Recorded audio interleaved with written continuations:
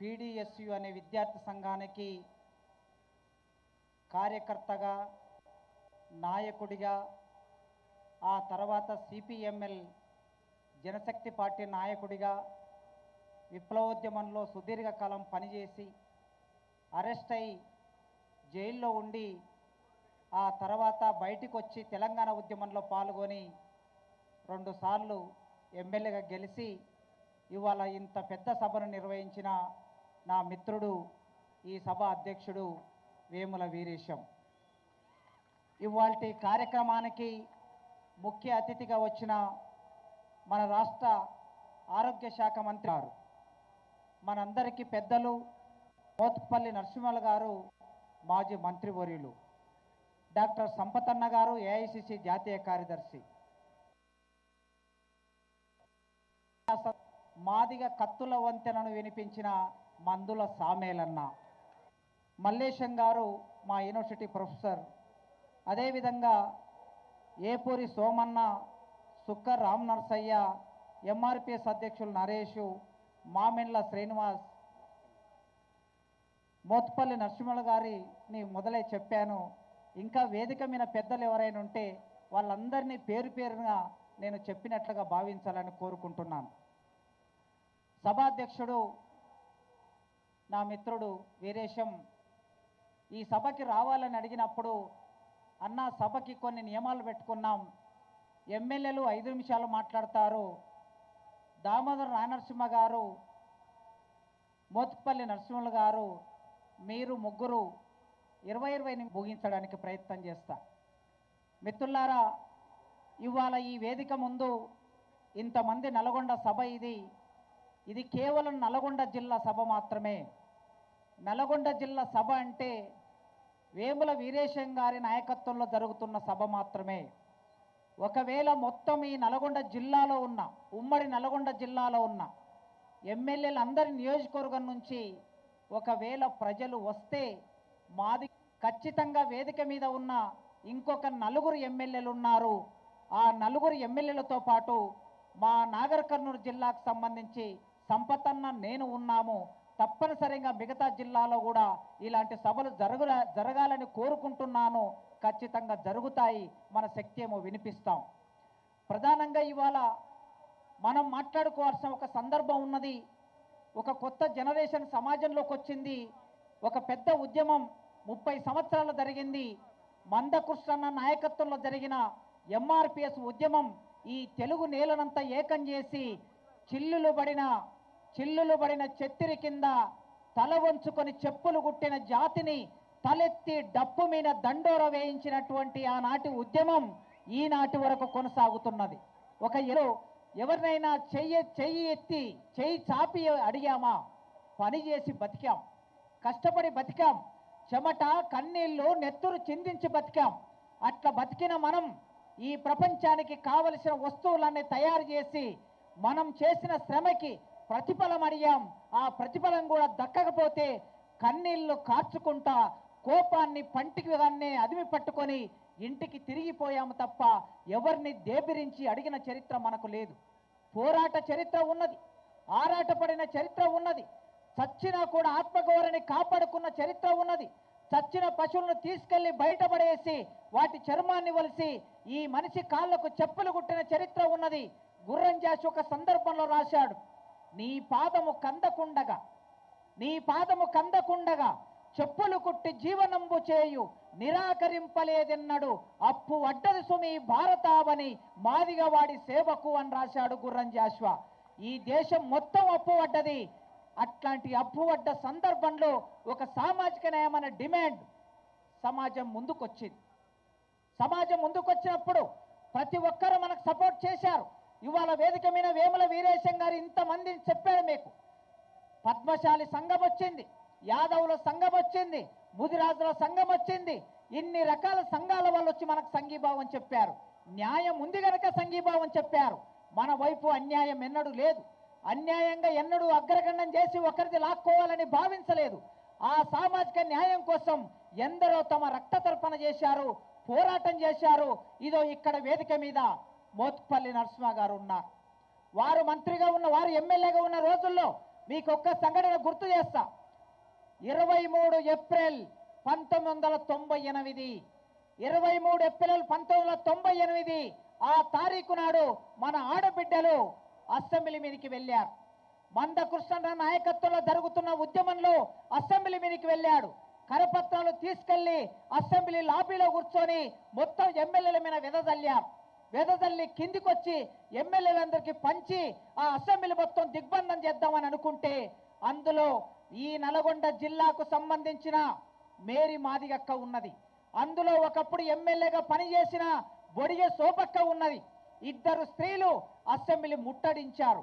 వారి నాయకత్వంలో ఒక 8 మంది స్త్రీలు లోపలికి వెళితే ఆ స్త్రీలను పట్టుకొని బట్టలు చినిగిపోయేటట్లు పోలీసులు కొడితే ఈ నరసింహులు గారు ఎమ్మెల్యేగా ఈ నరసింహులు గారు ఏం జరుగుతున్నదే ఈ సభలో 293 మంది ఎమ్మెల్యేలు కూర్చొని చూస్తున్నారా?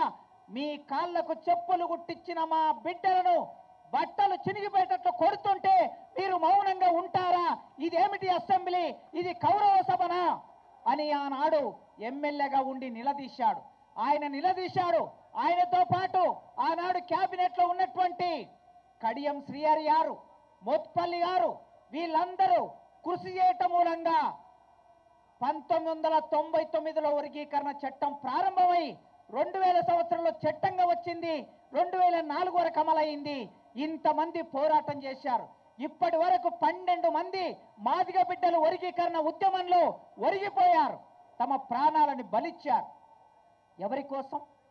ఇట్లాంటి నవంబర్ నెలలో చల్లని చలిలో ఆ 1998లోనే నిజాం కాలేజ్ గ్రౌండ్ నిండా 2 లక్షల మంది ప్రజలు మాదిగ బిడ్డలు సంకలో పిల్లల్ని ఎత్తుకొని వచ్చారు. చేతిలో కట్టెపట్టుకొని ముసలి వాళ్ళు వచ్చారు. ఎంతమంది వచ్చి ఆ జగ్జీవన్ రావు విగ్రహం దగ్గర మందకృష్ణ సభ మొత్తం అయిపోయిన తర్వాత ఒక పిలిపిచ్చాడు. ఆ పిలుపు ఏమిటంటే అసెంబ్లీలో చట్టం అయ్యే వరకు ఇక్కడ నుంచి ఒక్కరం కూడా కదలొద్దంటే అక్కడ 1,00,000 మంది మిగిలిపోయారు. 1,00,000 మంది ఆ సభలో అట్ట కూర్చున్నారు. మిగతా వాళ్ళు వెళ్ళిపోయారు. ఆ 1,00,000 మందితో బాబు జగ్జీవన్ రావు విగ్రహం దగ్గర చల్లని చలిలో ఎముకలు కొరికే చలిలో ఆనాడు ఉద్యమం జరిగింది. అప్పుడు నేను డిగ్రీ సెకండ్ ఇయర్ చదువుతున్న విద్యార్థిని నిజాం కాలేజీలో. ఆనాటి నుంచి ఈనాటి వరకు మన తల్లిదండ్రులు పోరాటం చేశారు. పోరాటం చేసి ఒక హక్కు సాధించారు. సామాజిక న్యాయం కోసం హక్కును సాధించి పెడితే ఆ హక్కును సుప్రీంకోర్టుకు వెళ్ళి కొట్టేశారు. న్యాయ అన్యాయాల జోలికి వెళ్ళటం లేదు. ఆ రోజు మీరు సుప్రీంకోర్టుకు వెళ్ళి కొట్టేయించింది అది మీకు న్యాయమైతే అదే సుప్రీంకోర్టు తీర్పును 2024 ఆగస్టు 1వ తారీఖు నాడు 7 మంది జడ్జీల్లో 6 మంది జడ్జీలు ఆ తీర్పును కొట్టేశారు. అది మీకు న్యాయమైతే ఇది మాకు న్యాయం గనక ఆ రోజు 5 మంది కొట్టేస్తే ఇవాళ 6 మంది కొట్టేశారు గనక నీకన్నా ఎక్కువ సపోర్టు మాకున్నది. అది 5 మంది న్యాయాలైతే ఇది రాజ్యాంగ ధర్మాసనం కనుక ఇవాళ జరిగిన ఈ పోరాటంలో ఒక తీర్పు ముందుకొస్తే ఆ తీర్పును చూసి ఓర్చుకోలేని ఒక పరిస్థితి ఉన్నది. మిత్రులారా, మనం ఎవ్వరికి వ్యతిరేకం కాదు. చుక్క రామనరసాయ చెప్పినట్లు, ఏపూరి సోమన్న చెప్పినట్లు మనం ఎవరికి వ్యతిరేకం కాదు. వాళ్ళు మన అన్నలే. మనకు వాళ్ళ పట్ల గౌరవం ఉన్నది. ఈ తెలుగు దేశం మీద, తెలుగు నేల మీద కారంచెడు అనే గ్రామంలో నీళ్లు తాగిన నీళ్ల కోసం, నీటి చెరువు కోసం కమ్మ వాళ్ళు వచ్చి మాదిగ పల్లెవిన దాడి చేసి మాదిగలను చంపేస్తే ఆ ఉద్యమానికి నాయకత్వం వహించింది మాలలే. మీ పట్ల మా గౌరవం ఉన్నది. మా వీణ దాడి చేసినప్పుడు, మమ్మల్ని చంపినప్పుడు ఆ నెత్తురి ముద్దల్ని చేతిలో పట్టుకొని, ఆ నెత్తురు ముద్దల్ని బట్టలు కట్టుకొని దేశమంతా తిరిగి కత్తి పద్మారావు గారు, బొజ్జ తారకం గారు మీరు నాయకత్వం వహించారు. మీరు మాల కులానికి సంబంధించిన మీరు మా కోసం నిలబడ్డారు. మీ పట్ల మాకు గౌరవం ఉన్నది. ఆ గౌరవాన్ని ప్రకటిస్తున్నాం. ఆ తర్వాత చుండూరు కారంచేడు సంఘటన జరిగింది. కారంచేడు సంఘటనలో 7 మంది మాలలు చనిపోతే ఒక్క మాదిగా మొత్తం కలిపి 8 మంది చనిపోయినప్పుడు వాళ్ళే నాయకత్వం వహించాడు. అప్పటి వరకు మందకృష్ణ ఆనాడు పీపుల్స్ వార్ పార్టీలో ఉన్నాడు. కనుక మీరు దళిత ఉద్యమానికి నాయకత్వం వహించారు. మీ పట్ల మాకు గౌరవం ఉన్నది. ఆ గౌరవాన్ని ప్రకటిస్తున్నాం. దానితో పాటు 94లో ఒక పోరాటం జరిగితే, ఒక ఉద్యమం ప్రారంభమైతే ఆ ఉద్యమం ముందుకొచ్చినప్పుడు ఆ ఉద్యమం ఒక ప్రశ్న వేసింది. ఒంగోలులో సభ జరిగితే ఆ సభ మీనికి ఒక పిల్లవాడు వెళ్ళి, ఒక యువకుడు, ఎంఆర్పిఎస్ యువకుడు వెళ్ళి ఒక కరపత్రం ఇచ్చాడు. ఆ వేదిక మీద గద్దరన్న నిలబడి ఉన్నాడు. గద్దరన్న చేతికి కరపత్రం ఇచ్చాడు. ఆ కరపత్రంలో ఏముందంటే, ఈ ఆంధ్రప్రదేశ్ రాష్ట్రంలో మాలలు ఎక్కువ ఉద్యోగాలు పొందారు, మాదిగలు ఉద్యోగాలు రాలేదు గనక 15% రిజర్వేషన్ ఏబిసిడీలుగా వర్గీకరణ చేసి మాకు సామాజిక న్యాయం చెందాలి, సామాజిక న్యాయం రావాలని ఆ కరపత్రంలో ఉంటే, ఆ కరపత్రాన్ని చూసిన గద్దరన్న ఆ వేదిక మీద నుంచి, ఇన్నాళ్లకు నా తమ్ములు ఒక ప్రశ్న వేశారు, నా తమ్ములు వేసిన ప్రశ్నకి నేను మద్దతు తెలియజేస్తున్నానని చెప్పి గద్దరన్న వర్గీకరణ ఉద్యమానికి మద్దతు ప్రకటించాడని చరిత్రలో ఒక సాక్ష్యంగా ఉన్నది. గద్దరన్న పట్ల గౌరవం ఉన్నది మాకు. కత్తి పద్మారావు గారి పట్ల గౌరవం ఉన్నది. బొజ్జ తారకం గారి పట్ల గౌరవం ఉన్నది. శివసాగర్ గారి పట్ల, సత్యమూర్తి గారి పట్ల గౌరవం ఉన్నది. ఆ గౌరవంతో ఆనాడు వాళ్ళు వర్గీకరణ ఉద్యమానికి సపోర్ట్ చేశారు గనక ఈనాటి వరకు ఉద్యమం నడిచింది. మరి ఇప్పుడు ఎందుకు వాళ్ళు చనిపోయారు? ఆనాడు ఉద్యమానికి సపోర్ట్ చేసే వాళ్ళు చనిపోయారు కొందరు. ఇప్పుడు ఎందుకు మౌనంగా ఉన్నారు? వర్గీకరణ ఉద్యమం అంటే కేవలం మాలమాదిలకు సంబంధించిన ఉద్యమం మాత్రమే కాదు. ఇదొక సామాజిక న్యాయంతో కూడుకున్న ఉద్యమం. మేము మొదటి నుంచి చెప్తున్నాం. మాలలు 70% ఉపయోగించుకున్నారు రిజర్వేషన్, మాదిగలు 30% ఉపయోగించుకున్నారు. 100% అయిపోయింది. 15% రిజర్వేషన్, మాలలు 70 అయితే మాదిగలు 30. కానీ నా బాధల్లో ఏమిటంటే, లేదా ఎంఆర్పిఎస్ బాధల్లో ఏమిటంటే, ఇప్పటి వరకు ఉస్మానియా యూనివర్సిటీలోకి చదువుకోవడానికి రానటువంటి డక్కలి వాళ్లకు చదువు ఎట్లా రావాలి, చిందు వాళ్ళకి చదువు ఎట్లా రావాలి, మాస్టి వాళ్ళకి చదువు ఎట్లా రావాలి, వాళ్ళు ఐఏఎస్ ఆఫీసర్లు ఎప్పుడు కావాలి, వాళ్ళు గ్రూప్ 1 ఆఫీసర్లు ఎప్పుడు కావాలి, వాళ్ళు యూనివర్సిటీలో ప్రొఫెసర్లు ఎప్పుడు కావాలి, వాళ్ళు ఉద్యోగాలకు ఎప్పుడు రావాలి? ఇది ప్రశ్న. బ్యాగరోళ్ళైనా, సింధోళ్ళైనా, బుడగజంగాలైనా, డక్కలైనా వీళ్ళందరికీ వర్గీకరణ జరిగినప్పుడే ఫలితం వస్తుంది. ఇది సామాజిక న్యాయం. వాళ్ళు మాట్లాడుతున్నారు కొందరు ఈ మధ్య కాలంలో, వర్గీకరణ రాజ్యాంగానికి వ్యతిరేకమట. రాజ్యాంగం ఏం చెప్పింది? రాజ్యాంగంలో మొదటి పేజీలో we the people of India అని మొదలవుతుంది. భారతదేశ ప్రజలమైన మేము భారతదేశాన్ని సర్వసత్తాక సామ్యవాద, సర్వసత్తాక సార్వభౌమ లౌకిక గణతంత్ర రాజ్యంగా గుర్తిస్తున్నాము అని ఉంటుంది. అవకాశాల్లో సమానత్వం, అధికారంలో సమానత్వం, సంపదల సమానత్వం, ఉద్యోగాల సమానత్వం, సామాజిక సమానత్వం అని భారత రాజ్యాంగ ప్రియంబుల్ చెప్తుంది. ఆ ప్రియంబుల్నే మొన్న సుప్రీంకోర్టు ప్రస్తావన చేసింది. 341 ఆర్టికల్ వర్గీకరణకు వ్యతిరేకం కాదు. 341 ఆర్టికల్ చెప్పి వర్గీకరణకు వ్యతిరేకమని చెప్తున్నారు వాళ్ళు. ఎట్టి పరిస్థితుల్లో 341 ఆర్టికల్ వర్గీకరణ గురించిన ప్రస్తావన చేయలేదు.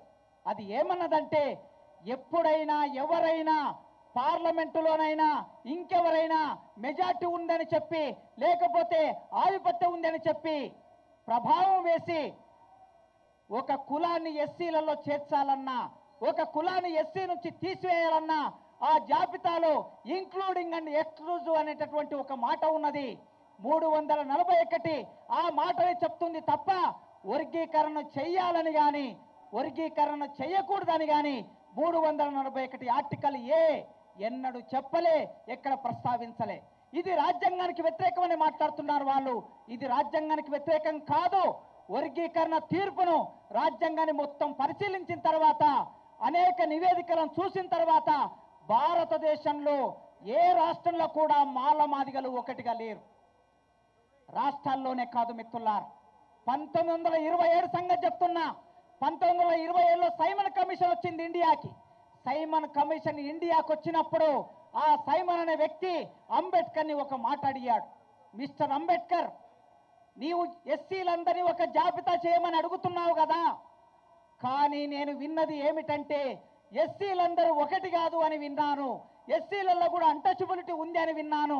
ఇది నిజమేనా అని అంబేద్కర్ని అడిగాడు సైమన్. అప్పుడు అంబేద్కర్ ఏం సమాధానం చెప్పాడంటే, మిస్టర్ సైమన్, భారతదేశంలో నిచ్చెనమెట్ల కుల వ్యవస్థలో, బ్రాహ్మణీయ కుల వ్యవస్థలో అన్ని కులాల మధ్య అంతరాలున్నాయి.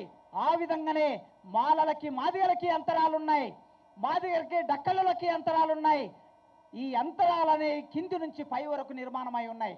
అయితే మేము మొత్తం సమాజంతో అంటరాని వాళ్ళగా ఉన్నాం గనక మమ్మల్ని అందరినీ తీసుకొచ్చి ఒక జాబితాలో పెట్టండి, అప్పుడు మేము అభివృద్ధి కాగలుగుతామని ఆనాడు అంబేద్కర్ సైమన్కి చెప్పాడు. స్వయంగా అంబేద్కరే ఎస్సీలందరూ ఒకటి కాదు అన్నాడు. ఈరోజు సుప్రీంకోర్టు కూడా ఎస్సీలందరూ ఒకటి కాదు అన్నది. అందుకోసమే ఎస్సీలు ఒకటి కానప్పుడు సామాజికంగా, ఆర్థికంగా, రాజకీయంగా ఎస్సీల మధ్య అసమానతలు ఉన్నాయి గనక న్యాయబద్ధంగా రిజర్వేషన్ ఫలాలని పంచుకోవటం ఇది న్యాయమని సుప్రీంకోర్టు తీర్పిచ్చింది. రాజ్యాంగబద్ధం సుప్రీంకోర్టు తీర్పు ఇవ్వటం ఈ రోజు మేము అప్పీల్ చేస్తున్నాం. మీకు మాల మేధావులారా, మాల రాజకీయ నాయకులారా, మాల విద్యావంతులారా, మాల ప్రజలారా, మీకు మేము అప్పీల్ చేస్తున్నాం. నల్గొండ జిల్లా అంటే ఇది పోరాటాల గడ్డ.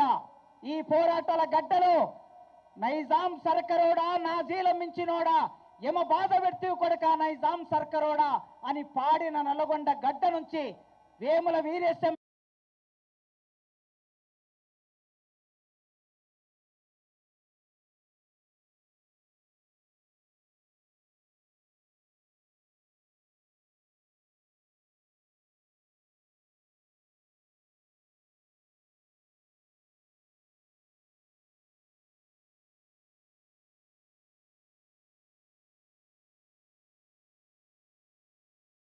ఆలోచించండి.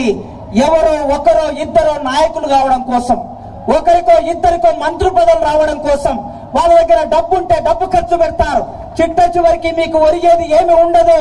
మన ఇద్దరం అన్నదమ్ములమైనప్పుడు, మన ఇద్దరం ఒకటైనప్పుడు ఒకటిగా కలిసి పోరాడవలసి ఉన్నది. ఆనాడు ఈ ముందటి గవర్నమెంట్ లో, పోయిన గవర్నమెంట్ లో సంవత్సరం కిందట శ్మశాన వాటికలు కట్టాలంటే మాలమాదిగల భూములు లాక్కున్నారు. విలేజ్ పార్కులు కట్టాలంటే మాలమాదిగల భూములు లాక్కున్నారు. రైతు వేదికలు కట్టాలంటే మాలమాదిగల భూములు లాక్కున్నారు. కలెక్టరేట్ కట్టాలంటే, ఎస్పీ ఆఫీస్ కట్టాలంటే మాలమాదిగల భూములు లాక్కున్నారు. మన భూములు పోయినాయి, మనకు అధికారం లేకుండా పోయింది, మనకు ఉద్యోగాలు లేకుండా పోయాయి. కనుక వెంటనే మన భూములు రావాలన్నా, ఉద్యోగాలు రావాలన్నా, సామాజిక న్యాయం రావాలన్నా, మన మీద దాడులు జరగకుండా ఉండాలన్నా మనం ఒకటిగా ఉండాలి. ఆనాడు మోత్పల్లి నరసింహులు గారు, కడియం శ్రీహరి గారు ఏ పాత్ర నిర్వర్తించి వర్గీకరణ చట్టం తీసుకొచ్చారో ఇవాళ బాధ్యత దామోదరం సార్ మీద ఉన్నది. దామోదరం సార్ ఒక రకంగా ఇవాళ ఆ మంత్రి వర్గ ఉపసంఘానికి ఆయన నాయకుడుగా ఉద్యోగాలు కోల్పోయాం. ఇప్పటికైనా నోటిఫికేషన్స్ ను ఆపి వెంటనే రిజర్వేషన్ అమలు చేయకపోతే, వర్గీకరణ అమలు చేయకపోతే మాదిగలు మరింత నష్టపోయే అవకాశం ఉంది గనక ఈ వేదిక మీద ఉన్న ఎమ్మెల్యేలు, మంత్రి గారు చొరవతో పనిచేసి ఈ వర్గీకరణ చట్టాన్ని ఒక నెల రోజులు డెడ్ లైన్ పెట్టుకోండి. నెల రోజులు డెడ్ లైన్ లో ఈ చట్టం తీసుకురావడానికి మీరందరూ ప్రయత్నం చేయాలని నేను కోరుకుంటున్నా. ఒకవేళ వాళ్ళు ప్రయత్నం చేయకపోతే, చివరి మాట, వాళ్ళు ప్రయత్నం చేయకపోతే ఇక చిట్ట చివరికి పోరాటం దక్క మనకికో మార్గం లేదు. ఇక్కడ కూర్చున్న మనం అందరం వాళ్ళ మీద ఒత్తిడి పెట్టాలి. వాళ్ళు నియోజకవర్గాలకు వస్తే వాళ్ళ మీద ఒత్తిడి పెట్టాలి. వాళ్ళు మాత్రమే కాదు, అగ్ర కులాలకు సంబంధించిన ఎమ్మెల్యేలు కూడా మన ఊళ్ళలోకి వచ్చినప్పుడు, మన నియోజకవర్గాలకు వచ్చినప్పుడు ఏమైంది మీ కాంగ్రెస్ పార్టీ చేవెళ్లే డిక్లరేషన్, ఏమైంది వర్గీకరణ చట్టం, ఏమైంది రేవంత్ రెడ్డి గారు అసెంబ్లీలో ప్రకటించినటువంటి ఆ ప్రకటన ఏమైందని మనం ఒత్తిడి చేయవలసిన బాధ్యత ఉన్నది. చిట్ట చివరికి మనం చేసే ఉద్యమమే వాళ్ళకు కూడా బలం ఉంటది. మనం మౌనంగా ఉంటే వాళ్ళు చేయగలిగేది ఏముండదు. అందుకే మనం కూడా పూనుకోవాలి. విద్యార్థులారా, ఈ చట్టం, వర్గీకరణ చట్టం అమలైతే లాభం ఎవరికి జరుగుతుంది? ఉద్యోగాలు వస్తాయి, చదువుల్లో సీట్లు వస్తాయి, మీ పిల్లలకి ఎంబీబీఎస్ సీట్లు వస్తాయి, ఇంజనీరింగ్ కాలేజ్ సీట్లు వస్తాయి, ఉద్యోగాలు వస్తాయి. దాటి కోసం మనం పోరాటం చేయాలి.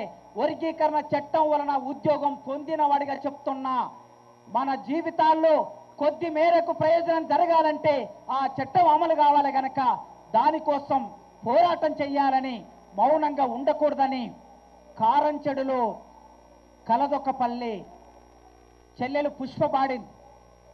పుష్ప ఎవరో మీ అందరికి తెలుసు. వీరేశం జీవిత సహచరి. ఎమ్మెల్యే భార్య అంటే ఎక్కడుండాలి? క్వార్టర్స్లో ఉండాలి. జూబ్లీ హిల్స్, బంజర్ హిల్స్ ఇంట్లో ఎయిర్ కండిషన్ రూమ్లో ఉండాలి. కానీ మా పుష్ప ఎయిర్ కండిషన్ రూమ్లో ఉండకుండా 30 ఏళ్లుగా చూస్తున్నా పాట పాడుతుంది అరుణోదయ సాంస్కృతిక సమాఖ్యలో, ఇప్పటికీ పాట పాడుతుంది, ప్రజల మధ్య ఉంటుంది. మా పుష్ప ఈ సభ ప్రారంభంలో పాడింది. కారంచెడులో కలదొక పల్లె, పల్లె పేరురా మాదిగ పల్లె, మాల సాయబు ఒడ్డెర జాతికి మాదిగ పల్లె తల్లి లాంటిది, శరణు కోరిన శత్రువునైనా ప్రేమతో చూసే పేదల పల్లె, ఓరే గీరని ఎవడన్నంటే మాటలు చక్కగా రాని అంటది, ఆస్తిపాస్తులు లేకున్నా మా ఆత్మగౌరవము ఉందంటాది, కుర్చీలో కూర్చొని కాపీ తాగుతే వాడి కడుపుల మంట, ఉన్న బట్టలను తెల్లగా ఉతికి మల్లె పువ్వుల పల్లెలుంటారు. ఎవరు వాళ్ళు? వాళ్ళు దళిత పులులు, వాళ్ళు మాదిగ పులులు. మీరు మాదిగ పులుల్లాగా ఆలోచించాలని కోరుకుంటూ నాకు ఈ అవకాశం ఇచ్చినందుకు ఉద్యమాభివందనాలతో జై భీమ్. థ్యాంక్ యూ అన్న. అన్న ఆగాలే, డిస్టర్బ్ చేయండి. ఇప్పుడు పెద్దలు గౌరవనీయులు 3-4 దశాబ్దాలుగా ఈ జాతి కోసం నిలబడి అనేక సేవలు